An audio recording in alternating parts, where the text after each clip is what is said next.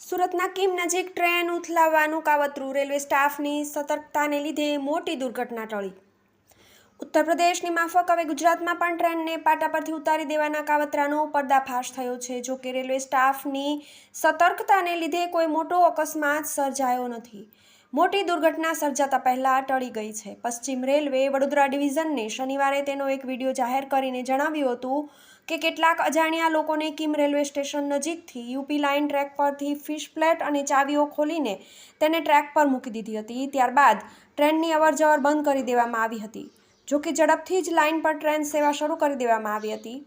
પીટીઆઈના report અનુસાર તાજેતરમાં જ 2 દિવસ પહેલા ઉત્તર પ્રદેશના રામપુરમાં કેટલાક અસામાજિક તત્વોએ રેલવેના પાટા પર ટેલિફોનના તાર લગાવવામાં ઉપયોગ થનાર એક જૂના 6 મીટર લાંબા લોખંડનો થાંભલો મૂકી દીધો હતો. જો કે દહેરાદૂન એક્સપ્રેસ ટ્રેનના ચાલક દ્વારા ઇમરજન્સી બ્રેક લગાવવામાં આવતા અકસ્માત ટળી ગયો હતો. રેલવેના અધિકારીઓએ જણાવ્યું હતું કે ઘટના રામપુરથી લગભગ 43 કિલોમીટર દૂર રુદ્રપુર સિટી રેલવે સ્ટેશન પાસે સર્જાઈ હતી. રુદ્રપુર સિટી સેક્શનના રેલવે એન્જિનિયર રાજેન્દ્ર કુમારની ફરિયાદ પર રામપુરના રાજકીય રેલવે પોલીસ મથકમાં એક અજાણ્યા વ્યક્તિ વિરુદ્ધ ગુનો દાખલ કરવામાં આવ્યો છે.